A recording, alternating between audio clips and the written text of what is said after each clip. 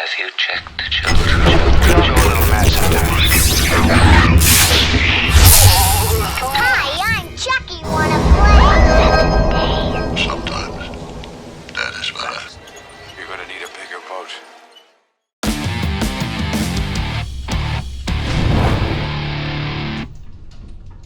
Long days and pleasant nights, fellow travelers along the path of the beam. I am known in this level of the tower. Sai King Fuego, and if you please, you join me here for a bit of palaver on Hail to Stephen King. And that's Reezy, guys, and obviously, Bevenidos, and welcome to the horror show. And yes, continuing with the more obscure, the strange, the different sort of coverage that we have been striving for here in the recent channel relaunch. But I am so very stoked to have you here to discuss something I had never watched before. Now, it came on my radar maybe a year or two ago because I've been doing Hail to Stephen King here on, THS for, oh boy, over 4 years now. It's still just kind of cray-cray that the time has flown that fast, and this is the 270th episode, I believe. But yes, a King thing that I had not actually watched, and that is none other than a very loose collaboration, and I use that term,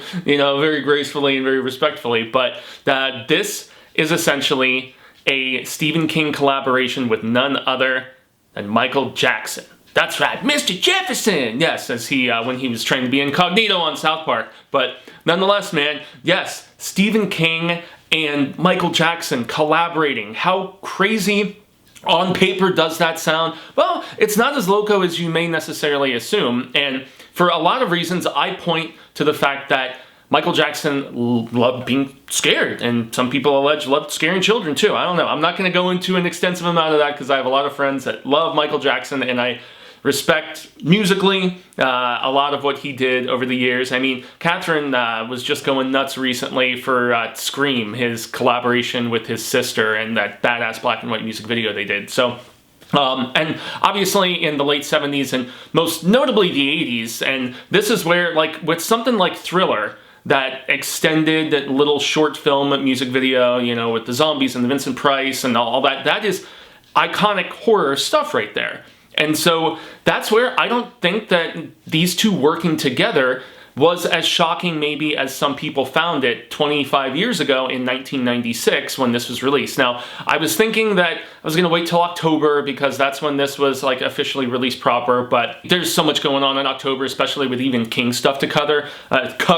It just wasn't going to fit in. And this is something that Maddie Jorson, shout out, brought up in the Facebook group the other day, and I'm like, well, it's been sitting on the spreadsheet for a while. Maybe I should finally get around to it. But back to where these two, working in conjunction kind of made sense is the fact that, late 70s and especially the 80s, these were two of like the biggest forces in pop culture that there were, period, as far as artistic expression. I mean, many would argue that, I mean, Michael Jackson was probably the most prominent name in all of popular music in the 80s especially, and it carried over into the 90s, but there were some things with his reputation and criticisms and allegations that changed stuff up like that. And then, obviously, Stephen King, he rose to fame in the 70s, but he didn't become El Rey, as I so affectionately call him, until the 80s. And so, yes, two of the biggest pop cultural icons from the 80s working together made a lot of sense, although it didn't happen until both of their flames were starting to fan at least a little bit. And so, to give some context about this 30-plus music video entitled Ghosts, and it was released in 1996. It was actually, and this is another cool King connection that I was unaware of as I did just the tiniest bit of research, is that it was originally attached with some prints of Stephen King's Thinner, the Tom Holland film that came out in 96. So that was where it initially was like presented, so to speak, but then the following year it screened at Cannes, and then it was also released on VHS, Laserdisc, if anybody remembers those big vinyl size CDs, and then also it was put out as a video CD too, because, Windows 95 was rocking hard, and video CDs were a thing back then, and, the FMV games like, Seventh Guest and whatever. But, so, 96, man, 25 years ago, Ghosts was unleashed upon audiences, and from what I gauge, it was very reactionary to stuff that had gone on in Michael Jackson's life as of recently, and that was one of the reasons why his flame was just fanning, as I said, just a wee bit, because I think it was 93 when this project was first announced, and that was when Sai King and Michael Jackson were working on a story together, and Michael Jackson actually approached Sai King wanting to collaborate with him, and of course King was like, hell yeah, man, I'm down. King's probably a fan of some of his music and stuff, and so yeah, Mick Garris on board as well, longtime King collaborator. I think in 93, he had just done Sleepwalkers, and he was prepping for the Stand miniseries, and so Garris was going to work on this story along with King and Jackson, who had kind of a concept he wanted Sai King to help him flesh out. However, I would imagine that with some of those allegations and courtroom stuff that was going down, as I continue through the history of the creation process of this, that probably factored in to the project being, as King went on record to say, he's like, yeah, I heard about it, and I did some treatment stuff and sent it over to him, and then I didn't hear a peep for a few years. And then the project got ramping up again in 96, and I know that maybe it was the record cycle for Michael Jackson, even on top of the court allegations and stuff like that from those little youngsters, and so the project came back into play when Jackson had some new music to promote, and so I think that also had another factor into the situation. It was, I remember I was in grade school very distinctively, and that album cover where Jackson was like a silver statue or something, his story, history, something like that, and then there was a remix album like Blood on the Dance Floor or something. So the songs that are featured in this, and I think there's 3 of them, I'm not a big Michael Jackson fan, guys, but I had to watch this. I think Too Bad, I know, was one. I kept thinking Bad, and then Bad, I'm Bad, one of his most famous ones, and I think the Minions movies or whatever, the Despicable Me films, brought that back into more of a public consciousness as far as younger people goes. But yeah, so Too Bad, and then there is a song about stuff being scary, Is It Scary, and then the title track, Ghosts. And so those were from this new double album or whatever the heck it was that he had just put out. So I would imagine the timing also had something to do with that. Speed up to 96 though, when this is about to finally get made, Mick Garris is about to do the Shining miniseries for King, and so King had also scripted that, and so he ended up having to just stay on as a partial story credit, but he wasn't going to direct, which was the initial intention. And they end up bringing on Stan Winston, who I believe was already slated to do some of the effects, like some of the creature and makeup and prosthetic and whatnot. Stan Winston obviously being a friggin' legend, Terminator and Aliens and Jurassic Park, and the list of iconic stuff and more obscure stuff just rolls on and on and on. So Winston ends up stepping in to direct this, and it's a weird story, I gotta say. And this is where King has gone on record various times to say, well, the finished product wasn't really much of what I gave him. So that's where we can all theorize how much of this very, very just the skeletal structure hat, which fits into this of a narrative that we ended up getting, how much did King contribute? Because he does still, on the posters you guys saw when I was starting up this video, he's King being a viable name listed on there, but also remember, by the mid-90s, King, at least as far as being at the height of just pop culture awareness and stuff, the 80s were, many years removed at that particular point, and the Sai King stuff, as far as, especially adaptations, were not as heralded and as beloved. It was lots of TV miniseries. I mean, as much as y'all know, I love The Stand. We also had stuff around this same time, like Tommyknockers and The Langoliers, and so King, from a literary standpoint, I mean, the constant readers like ourselves, we're still very much seeing awesome output. Desperation came out in 96, along with The Regulators, shout out to Rob, and also the serialized Green Mile that I just got done reviewing for the 25th anniversary. But as far as being super mainstream, Sai King was not super mainstream in the mid-90s, let's be fair. And so that's where these two, having a project that they were putting forward in co-advertising. It was just very peculiar timing, I think, but still, back to Thriller, it made sense. And yes, Lou's narrative though.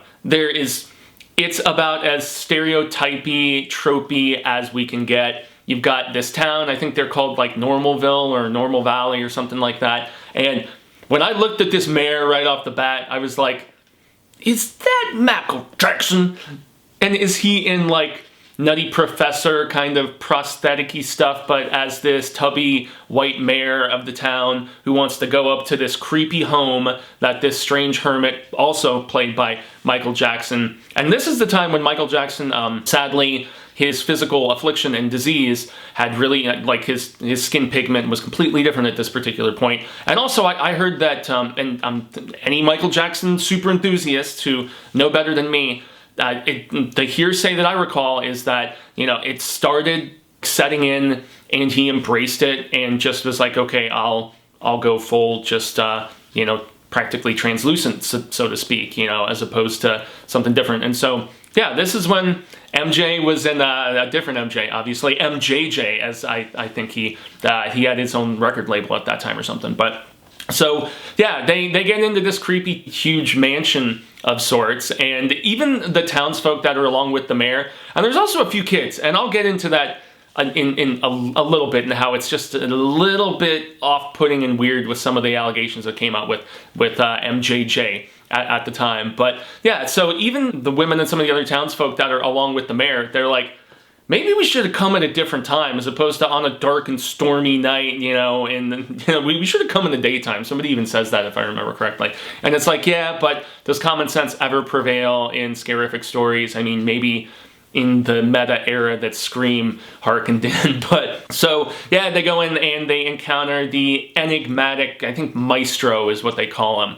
And so they are like, you're a weirdo, you're a freaky boy, go back to the circus, freak boy. And it's just, this was obviously so reactionary to the stuff that was going on in Jackson's life right now. And that's where, when King says it doesn't really resemble a lot of what he put together, I would say maybe the framing device, and maybe King had a deeper narrative, but it really goes into just ridicule for this kind of strange guy who likes entertaining children, because the adults are all like very skeptical and scared of him, and the mayor is just hateful and wants him to leave the town and just go. But the kids love him. I'm not here to pronounce judgment. I haven't watched that Neverland or Leaving Neverland documentary or anything of that nature, but the fact that the boys in this are very deliberately enamored with him. And yes, he's entertaining and he's trying to scare people in this group, but more often he's just being a goofus, especially initially, where he's like making faces and like dancing around and trying to be goofy. And then we have the iconic bit that I think on the YouTube channel where I found this, where he's just like, "Brah, brah." It's very much, I think The Mask had come out around the same time, and this definitely borrows a lot in that particular scene from The Mask, the fantastic Jim Carrey film, and Cameron Diaz, oh boy, in that first film of hers. But so he's like, I challenge y'all to a scare-off, and whichever one of you I can scare first, they lose and they have to leave. And then that's when it finally turns into what I was expecting throughout, but Thriller at least got there a little bit quicker. This took about 11 minutes to actually get to music, and it's Michael Jackson's character, this maestro, summoning all these guys, and he's doing this throughout as he's trying to summon all of his like backup dancer, like zombie-ish, they're almost like zombie court jester kind of things. And so the dance number starts, and it's cool and all, but we have our fair share at even the arrival before the dance number starts. You've got some of that wonky CGI. They couldn't all do it as awesomely as T-1000 in Judgment Day, man. And so there's this like liquidiness to them before they fully materialize, and all that stuff looks kind of silly. But the costuming and the makeup in this video is really dope, and the dance numbers, they ain't bad, and there's some cool camera work in the fact that they start, walking, up the walls and, towards the ceiling and stuff, and so being anti-gravity in that regard. But, I mean, then by the time Michael Jackson's Maestro is in, like, full skeleton dancing mode. I mean, man, the skeletons looked better in Army of Darkness, to be fair, man. I'm sure there was more practical or filming on green screen, some stop motioniness to that, if I recall correctly, the Amazing Sam Raimi movie. But yeah, the CGI skeleton, it's moonwalking. This is just, there's so much going on, and it's so strange. And in the fact that Michael Jackson is trying to defend himself as just being a entertainer of children, and yet it's like to appeal to the adults too, right? I mean, I don't know. The tone is just all over the place, especially when the second round of like not zombie-ishness, but like full-on kind of almost half werewolfy hybrid like mutant creature kind of things show up, and that's where I was just like, damn, they put some interesting effort into the makeup work, and the tone drops to like full-on horror for a little bit. So that's where the consistency throughout this is just so very strange, because it starts out quite campy, and then it gets just full-on silly, but then it tries to reel it in and get a little bit more serious at times. It's like Michael Jackson did kind of want to scare people, but he'd been scaring people in real life, and so it was, there's a lot of defense mechanisms that are being thrown out, you know, throughout this, and that's where I just really wonder how much of a narrative, once again, as I said earlier in this video, that King actually constructed along with Jackson before we got to the final finished product and everything. But, I mean, even King lamenting that, it's understandable. It's a short film, sure, kind of. I mean, at over 30 minutes, and I guess I've seen stuff at festivals where it's of that length and still considered a short. But it's still, at the end of the day, a music video.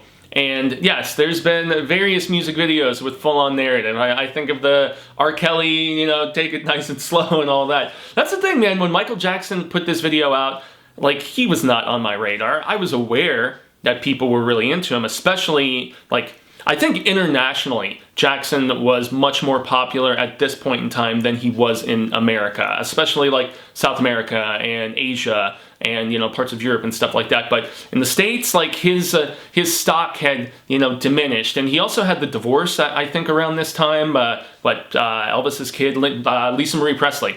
And so, yeah, he had a lot going on in his personal life that I think the international audiences were willing to overlook.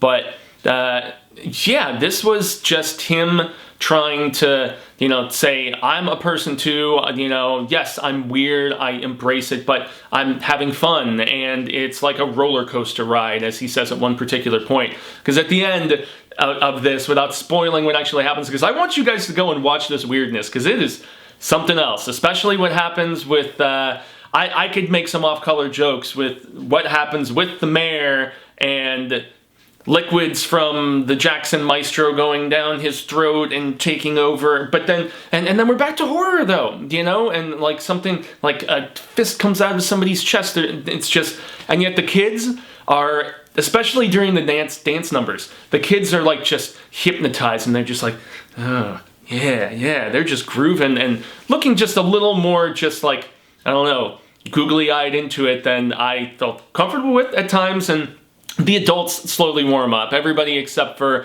the aforementioned mayor and what happens with him. But this was one of the strangest Hail to Stephen King things, but I had to do it. I had to just see what all the, you know, weird hype and strangeness was about, and yes, it is as paper thin as a narrative could go. And that does make me think that, yeah, King is not blowing smoke in the fact that he said, yeah, they pretty much, it didn't resemble much of anything of what I collaborated with. But that's the thing. How many different spin-offs direct-to-video from the Children of the Corn series, or sometimes they come back, all the stuff that forgot the face of their father, how many times did they not even resemble some of these projects that, you know, use the King name to some regard? Lawnmower Man, even though I like Lawnmower Man, there's been lots of times where King's name has been just plastered on something, and so you have to, at least if you're a completist like me, give some according attention to it and just see what the hell it was all about.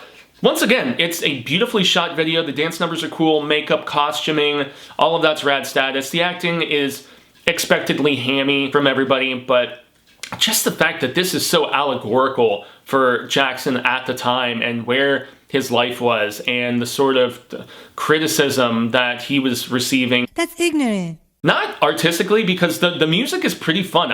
In some ways, I kind of prefer just that weird 90s-ness to Jackson's output in that decade, because that was the decade that I kind of, well, I mean, I was in grade school, I was an adolescent, and I don't remember the 80s particularly well because I was too young. Even though I was born in the 80s, I don't remember them anywhere near as well as the 90s. And so the musical aesthetic of these three songs, I dig. And his singing was still on point. It's very percussive with a lot of stuff that they do with like the tapping feet and the clicking nails and stuff like that. So I don't know, man. It's an interesting viewing. I will leave it at that. It has its merits, you know, but it's when you delve into the subtext and just analyze that a little bit more, so it just speaks volumes about, it's a snapshot of that particular creative at that time in his life, far more than Sai King at this particular time. But the fact that Jackson wanted so desperately to collaborate with El Rey,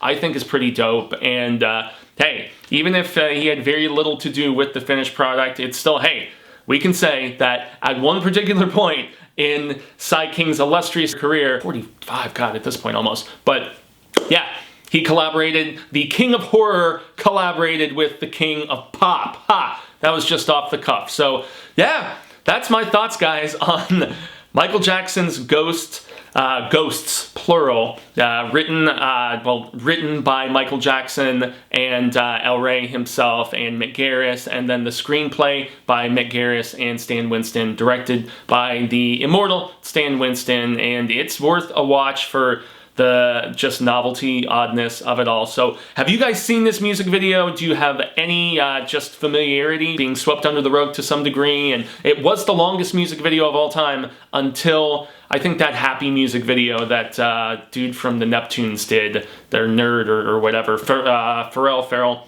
that leapfrogged this as being the longest music video of all time. But yeah, do you guys dig this for all of its kookiness?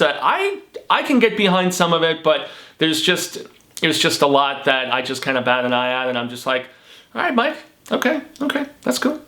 So that's the end of the proceedings, everybody. Extending a grande gracias. I've been Jaime and Fuego, and you can find more on all social media sectors like Twitter, Instagram, Facebook, here on YouTube. A like, a share, a subscribe on the program. As I said, there's over 200, and there's like 270 episodes now of this program. We have a whole playlist. It's called the Stephen King themed playlist. If you go into playlists here on the Horror Show channel, you will find all of those episodes and the massive amount of coverage that I've been doing. Also, shout out to the Hail to Stephen King Facebook group, where there's lots of cool peeps on there, over 1,000 in the Ka-Tet.